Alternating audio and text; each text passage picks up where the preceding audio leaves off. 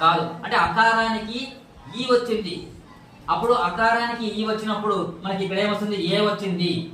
ఏ ఓ ఆర్లను గుణములు అన్నాం. ఏ ఆర్లను ఏమన్నాము? గుణములు. అంటే అకారానికి ఈ పరమైన గుణసంధిగా వస్తుంది.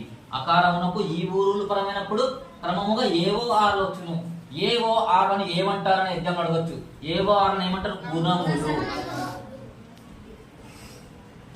తర్వాత వృద్ధి సంధి చెప్పాను కదా, ఐ ఔలను వృద్ధులు, వృద్ధులు అని అంటాం.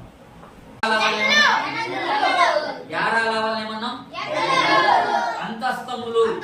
యారాలవల అంతస్తములు. అలా కాకుండా యావారాలను ఏమన్నాం? ఎన్నులు. ఎన్నులు అని ఎందుకన్నామంటే ఇది జనాదేశ సంధి కింద వస్తుంది. జనాదేశ సంధి. జనాదేశ ఎలా వస్తుంది?